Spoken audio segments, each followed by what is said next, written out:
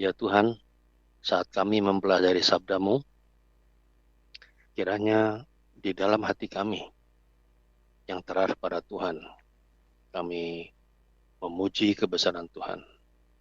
Kiranya dalam hati kami nama-Mu semakin ditinggikan, karena hanya Engkau yang patut dipuji dan disembah. Sebab Engkau adalah Allah yang maha segala-galanya buat kami.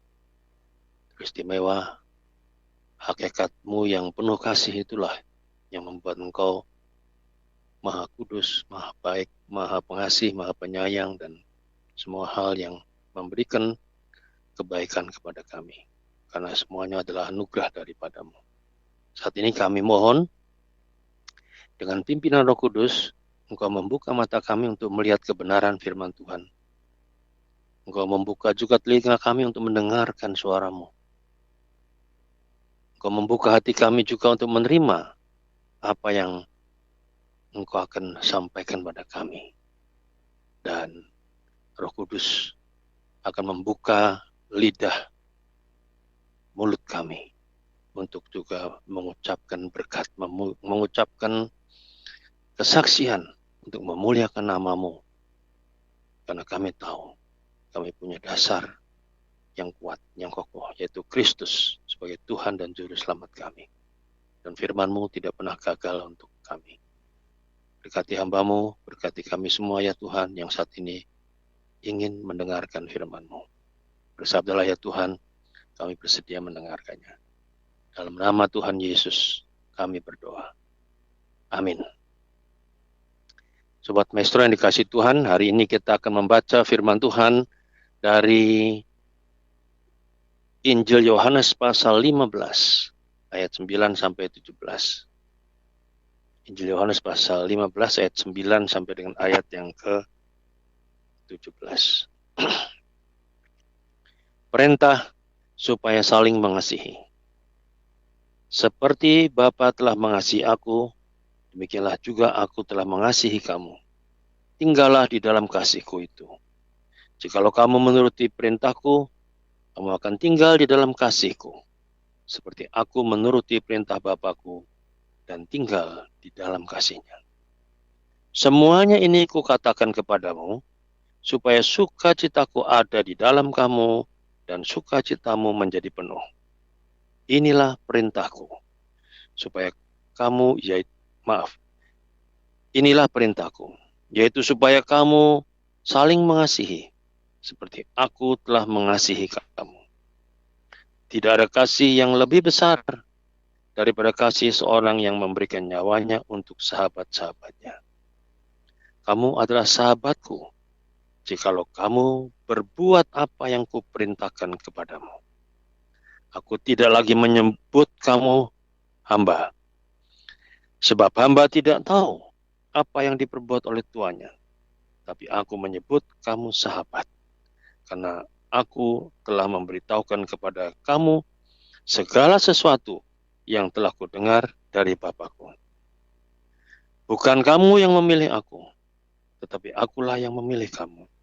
Dan aku telah menetapkan kamu, supaya kamu pergi dan menghasilkan buah, dan buahmu itu tetap, supaya apa yang kamu minta kepada Bapa dalam namaku, diberikannya kepadamu. Inilah perintahku kepadamu. Kasihilah seorang akan yang lain. Nah, ayat yang kita renungkan yaitu ayat yang ke-14 dan 15 bagian B. Ya, kamu adalah sahabatku, jikalau kamu berbuat apa yang Kuperintahkan kepadamu. Ayat 15b. Tetapi aku menyebut kamu sahabat, karena aku telah memberitahukan kepada kamu segala sesuatu yang telah Kudengar dari Bapa-Ku. Jadi tema hari ini adalah kamu adalah sahabatku jikalau, ya, titik ya. Kita harus merenungkan tema pada hari ini yang sangat indah. Saudara-saudara, kalau kita membaca Alkitab, maka orang-orang percaya itu digambarkan atau dikiaskan, ya, di dalam Alkitab itu tidak hanya satu atau dua kiasan atau gambaran, tapi banyak sekali. Ya. Yaitu khususnya kalau kita membaca kitab Perjanjian Baru, maka orang Kristen itu atau orang percaya itu digambarkan seperti pohon, seperti domba, seperti cabang anggur, seperti hamba atau pelayan, seperti garam dan terang dunia, seperti batu hidup, seperti anggota-anggota tubuh, seperti prajurit, seperti murid, seperti ladang, seperti bangunan Allah, seperti bait Allah, seperti milik Kristus, ya, seperti anak-anak Allah, seperti utusan Kristus, seperti surat Kristus, seperti ahli waris, dan juga ada seperti saksi. Anak-anak Tuhan disebut saksi. Itu gambaran. Begitu banyak gambarannya, tidak ada satu. Ya, kita seringkali menggambarkan cuma, oh, hamba, oh, cabang pohon anggur, oh, hanya domba. Tapi ternyata banyak sekali. Nah, salah satu gambaran ya yang ini sangat menarik ini, yaitu apa? Orang-orang percaya itu disebut sebagai sahabatnya Kristus. Sahabatku, kata Yesus. Kamu adalah sahabatku. Ya, sangat menarik. Kalau kita membaca Alkitab itu, maka gambaran orang percaya yang begitu banyak itu, sebetulnya itu selalu ada dalam kaitan yang berhubungan dengan apa? Dengan tugas, dengan panggilan, dengan fungsinya orang Kristen, dengan bagaimana orang Kristen itu harus bersekutu dengan Tuhannya, bagaimana orang Kristen itu harus ada di tengah dunia dan selalu dekat dengan dunia, punya hubungan, lalu jadi saksi, atau berkaitan dengan juga pelayanan. Nah, hari ini kita membahas sebuah tema menarik, yaitu apa? Tuhan menyebut kita sebagai sahabat. Ini sebuah pernyataan yang sesuatu banget. Ya, sebuah deklarasi yang sangat istimewa dari Tuhan Yesus. Ya, kalau kamu adalah terang, kamu adalah anggota tubuh, itu ya seperti biasa. Berkaitan dengan tugas, panggilan, dan fungsi kita orang Kristen. Tapi di sini disebut sahabat. Ya, sesuai dengan ayat Yohanes 15 ayat 14. Nah, dalam tema kita pada hari ini adalah kamu adalah sahabatku. Lalu jikalau, nah itu. Jadi ada kata jikalau. Kata jikalau ini adalah kata hubung, konjungsi, subordinatif. Yaitu kata hubung yang menggabungkan dua klausula atau lebih kalimat yang memiliki hubungan bertingkat. Sehingga hasilnya adalah kalimat majemuk yang bertingkat. Ya, kamu adalah sahabatku jikalau titik. Jadi hubungan bertingkat ini ternyata di dalam ayat kita adalah hubungan syarat. Kamu adalah sahabatku, syarat ya, jikalau kamu berbuat apa yang kuperintahkan kepadamu. Artinya kalimat yang pertama, kamu adalah sahabatku, itu tingkatnya lebih tinggi. Kalimat berikutnya dengan konjungsi tadi, subordinatif tadi, itu syarat. Ya. Yang tertinggi kalimat, kamu adalah sahabatku. Makanya saya katakan tadi, kata ini sesuatu banget. Kalau syarat tidak dipenuhi, maka kalimat yang tingkatnya lebih tinggi tadi, ya batal. Nah, jadi nggak ada kalimat yang lebih tinggi tadi, nggak ada kalimat kamu adalah sahabatku, tidak ada. Ya, batal karena syarat tidak dipenuhi. Nah, persoalannya yang ada pada kita adalah apakah benar setiap orang Kristen kita ini adalah sahabat Tuhan Yesus? Nah, saya mau mengatakan belum tentu. Ya, memang Tuhan Yesus membuka dirinya untuk menjadi sahabat kita. Namun benar tidaknya kita memiliki persahabatan dengan Kristus ditentukan oleh dua hal yang penting dalam bacaan kita pada hari ini. Yaitu apa yang pertama? Yang pertama adalah pergaulan dengan Tuhan. Jadi persahabatan kita ini benar apa enggak dengan Kristus ditentukan oleh yang pertama, pergaulan dengan Tuhan. Menurut Kamus Besar Bahasa Indonesia, sahabat lebih tinggi dari sekedar kata teman. Jadi lebih. Sahabat itu selalu seringkali digandengkan dengan kata karib, ya, kental, sahabat karib.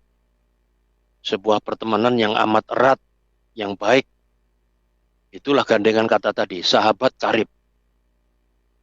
Apa yang membedakannya dengan teman? Ya, tingkat kedekatan. Seseorang baru bisa dikatakan menjadi sahabat kalau orang itu bergaul karib, bergaul erat, kental dengan kita. Persahabatan bahkan kerap digambarkan seperti dua buah kertas, ya, yang dilekatkan jadi satu dengan lem, dilekatkan, ya, atau perangko dengan amplop lah. Nah, itu sangat sulit dilepaskan. Karena kalau kita mencoba melepaskan akan sobek, akan retak, pokoknya akan tidak bagus lagi lah keadaannya. Ya, jadi persahabatan digambarkan dengan dua kertas yang dilem menjadi satu. Ya, kita akan terluka ketika dipisahkan, cabut kertas tadi dari lem tadi. Ya, karena itu saudara-saudara, tidak ada hal yang paling menyakitkan dibandingkan dengan pecahnya sebuah persahabatan.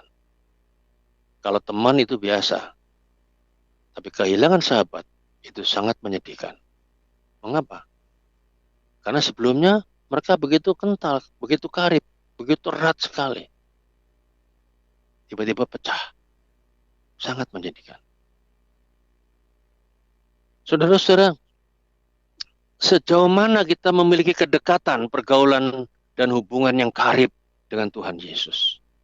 Kalau kita membaca tokoh-tokoh Alkitab yang sangat dipuji tentang imannya, ya, seperti Henoh, seperti Nabi Nuh, seperti Abraham, itu saudara bisa baca masing-masing di kisahnya.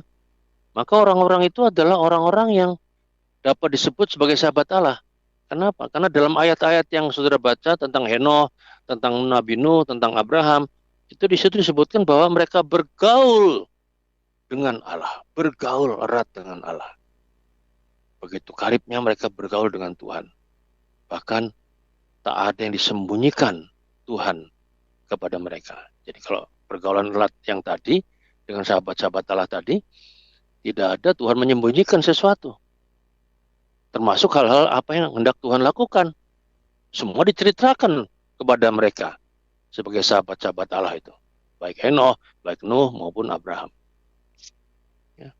Berbeda dengan hubungan bos dan hamba. Kalau kita sebagai hamba, lalu kita bekerja pada bos, maka tidak ada bos yang mau curhat pada hamba. Ya. Tidak mau menceritakan semuanya kepada kita. Tidak curhat. Ada yang disembunyikan pasti. Ya. Yang merugikan tidak disampaikan. Yang menguntungkan ya mungkin disampaikan. Karena itu hubungan bos dan hamba. Tetapi dalam konteks bacaan kita pada hari ini, Tuhan Yesus tidak memposisikan seperti bos dan hamba. Ya. Bisakah kita bayangkan? Mana ada bos yang curhat pada hambanya? Di sini, dalam konteks bacaan kita, sungguh Tuhan itu curhat kepada manusia. Itulah yang terjadi.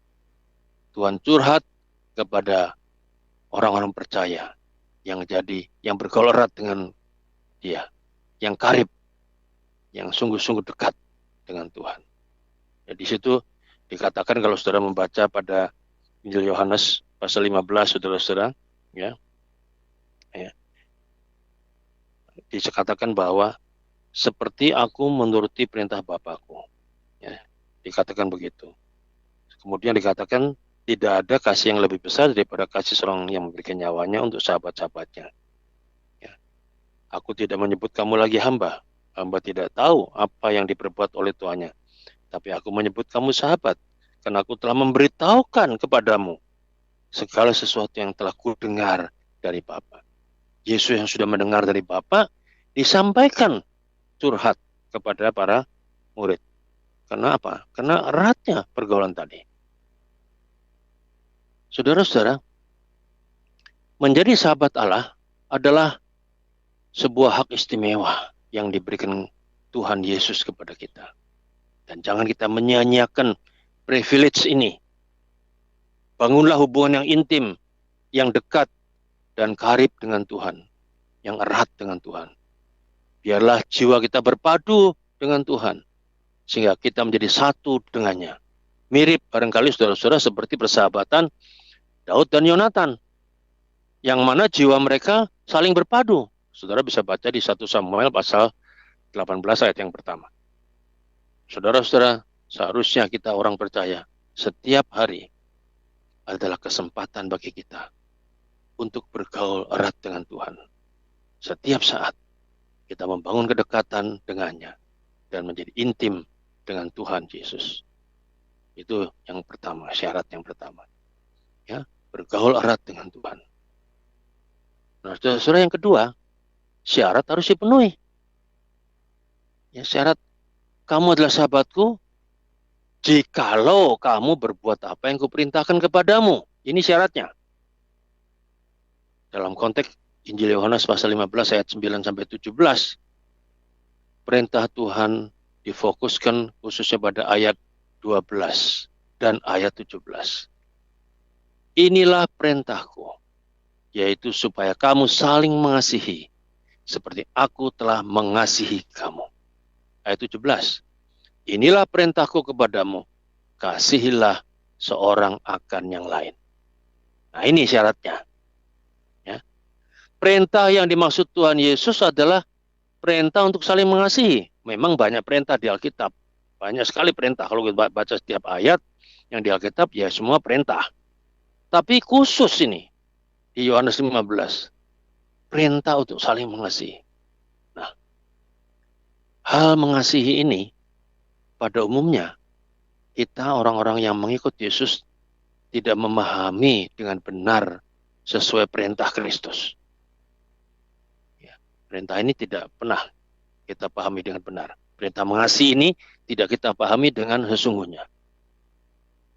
Kita harus bisa membedakan kasih yang Tuhan Yesus atau firman Tuhan yang mengajarkan ya pada kita dengan kasih yang dunia ajarkan. Ini harus kita bedakan. Ada paradigma yang berbeda. Dan perbedaan ini sangat besar. Antara orang dunia, bahkan mungkin termasuk orang ateis, dengan orang-orang percaya, mengasihi sesamanya. Beda. Ya. Jadi ada orang ateis mengasihi sesamanya, dengan orang percaya mengasihi sesamanya, beda paradigmanya. Dan ini sangat besar. Mengasihi sesama yang Alkitab ajarkan adalah lebih daripada sekedar humanisme, rasa kemanusiaan, rasa iba sebagai manusia. Nah, sekarang kita akan bertanya, di mana kelebihannya? Di mana keunggulannya kasih yang diperintahkan Tuhan Yesus? Dengan kasih yang mungkin dilakukan oleh seorang ateis. Nah, saudara-saudara, saya memberikan sebuah ilustrasi. Saudara-saudara, andai kata kita terjatuh di tengah jalan, dalam keramaian di kota Bandung inilah katakanlah. Berapa persen kemungkinan orang menolong kita untuk berdiri? Saya yakin, pasti persentasenya cukup besar. Mungkin banyak orang yang bersedia menolong kita. Nah, jika hal yang sama itu tadi terjadi di negara yang mayoritas warganya tidak beragama atau katakanlah ateis, berapa besar persentasenya? Jangan-jangan kemungkinannya mungkin tetap cukup besar atau bahkan lebih besar. Bisa lebih besar. Karena di dalam Alkitab ada contoh, pernah diceritakan. Di dalam Injil Lukas 10 ayat 25-37. Ya, ada gambaran tentang orang Samaria yang murah hati. Di situ Tuhan Yesus memberi gambaran yang sangat ironis. Yaitu bagaimana ahli Taurat dan orang-orang Lewi yang notabene adalah tokoh pemimpin agama justru berlalu begitu saja saat melihat seorang yang dirampok dan sekarat. Sedangkan orang-orang Samaria yang dianggap kafir atau dalam tanda petik ateis justru menolong dengan kesungguhan hati. Ada kalanya saudara-saudara, orang yang tidak kenal Tuhan pun bisa bertindak lebih baik dalam hal-hal beretika dengan mengasihi sesamanya. Orang yang tidak percaya pun bisa mengasihi dengan berbuat mungkin lebih baik daripada orang percaya. Orang yang tidak percaya bahkan bisa berbuat lebih baik daripada mereka yang mengaku dirinya orang Kristen. Nah, saudara-saudara, jika demikian, apa bedanya orang percaya dengan yang tidak percaya dalam hal mengasihi ini? Sama-sama mengasihi, sama-sama berbuat baik, ada perbedaan mendasar antara kebaikan orang percaya dan yang tidak percaya pada Tuhan. Bagi orang yang tidak percaya, kebaikan seringkali adalah sebuah insting. Ya, orang yang tidak percaya pun adalah manusia yang diciptakan menurut gambarnya Allah atau citranya Allah. Secara insting, secara naluri, niat untuk menolong saat melihat orang kesusahan bisa jadi tetap ada. Namun, hal itu lebih banyak didasari oleh kepentingan pribadi. Misalnya, agar kelihatan atau tampak atau merasa baik, agar supaya tidak dimusuhi orang, agar kelak mendapat balas budi, dan seterusnya yang lainnya. Itu yang mendasarinya. Tetapi, orang percaya pada Tuhan Yesus melakukan kebaikan dengan kesadaran bahwa itu adalah kewajiban kita sebagai orang percaya yang telah ditolong oleh Tuhan Yesus, yang telah dikasihi oleh Tuhan Yesus. Sebab itu dikatakan di ayat 12, seperti aku mengasihi kamu. Itu kata Tuhan Yesus, luar biasa. Ini Yesus katakan. Jadi kalau kita melakukan tindakan kasih itu, ya, itu adalah sebuah kesadaran bahwa itu adalah kewajiban kita sebagai orang yang sudah pernah dikasih oleh Tuhan Yesus. Karena Yesus mengatakan statement, seperti aku telah mengasihi kamu. Jadi kalau kita sudah pernah dikasih Tuhan, kita harus bisa mengasihi sama kita. Bukan karena dorongan tadi, dorongan supaya dilihat baik, supaya dilihat bagus, supaya nggak dimusuhi orang, supaya dapat balas budi dan sebagainya. Bukan.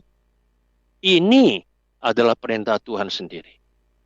Kita mengasihi sesama karena Tuhan mengasihi kita lebih dulu dan kita mengasihi Tuhan. Nah, dan kita mengasihi Tuhan, kita mengasihi sesama kita. Love God, love people. Mengasihi Tuhan, mengasihi sesama. Sementara orang dunia mengasihi sesama seringkali karena hal itu membuat mereka merasa lebih baik. Ada perbedaan besar antara dua hal ini. Sebagai orang percaya, perbedaan itu terletak pada bagaimana kita bisa tetap mengasihi orang yang bagi dunia mungkin tidak layak dikasihi. Jadi kalau orang dunia melihat, kalau mau mengasihi melihat, layak gak dikasihi? Kalau layak dikasih, ya dikasih. Kalau tidak layak dikasih, ya tidak. Orang percaya tidak demikian. Orang percaya tetap mengasihi sesamanya. Walaupun dia sebetulnya tidak layak untuk dikasihi. Ya, mungkin dia jahat, dia mungkin sangat kejam pada kita, dia mungkin sangat memfitnah kita, memusuhi kita. Oleh sebab itu, salah satu perintah khotbah di bukit, Tuhan Yesus berfirman, kasihilah musuhmu dan doakanlah mereka yang menganiaya kamu. Itu luar biasa. Ayat yang sangat indah. Kasihilah musuhmu dan doakanlah mereka yang menganiaya kamu. Orang musuh itu kan tidak layak dikasihi. Orang yang jahat itu nggak layak dikasihi. Tapi orang Kristen, karena dia sudah dikasih oleh Tuhan lebih dulu, kita mesti mengasihi mereka yang juga tidak layak. Saudara-saudara, kalau Tuhan memakai prinsip dunia, saya rasa tidak ada satupun orang bisa mengalami keselamatan dan hidup yang kekal. Kalau Tuhan mengatakan, wah kamu tidak layak dikasihi, kamu jahat, kamu gak bisa masuk surga, Tapi tidak, itu Tuhan tidak melakukan itu. Ingat kisah-kisah di Alkitab banyak sekali. Ada kisah Sakyus, ada kisah orang perempuan Samaria yang berzina, dan perempuan Samaria yang punya suami banyak, ada perempuan yang berzina, itu banyak ayat di Alkitab. Tidak lahir kasih sebetulnya, tapi Tuhan datang mengasihi mereka. Kita harus bisa membedakan kasih yang firman Tuhan ajarkan atau perintahkan dengan kasih yang dunia ajarkan. Dunia, bahkan mungkin ego kita, mengajarkan kasihilah sobatmu dan bencilah musuhmu. Dunia mengajarkan love people when feel good. Mengasihi sesama pada saat keadaan kita enak, baik, gampang gitu. Kasih seperti ini jika diuji oleh Tuhan pasti akan gagal. Karena di dalam perbuatan itu tidak ada kerelaan berkorban. Tetapi Tuhan Yesus meneladani sampai ia harus mati disalib, berkorban untuk tetap mengasihi orang-orang yang telah menyalibkannya. Mengasihi sesama yang Tuhan Yesus ajarkan atau perintahkan adalah lebih dari sekedar rasa kemanusiaan kita tergugah dan kita melakukan perbuatan baik. Mengasihi sesama adalah bagian dari respon kita mengasihi Allah yang sudah lebih dulu mengasihi kita. Tanpa kasih pada Allah, kasih pada sesama akan menjadi perbuatan baik yang ala kadarnya. Kasih pada Tuhan sejatinya membuat kita bisa mengasihi sesama. Love God, love people. Kamu adalah sahabatku. Jikalau kamu mengasihi siapapun seperti mengasihi dirimu sendiri. Amin.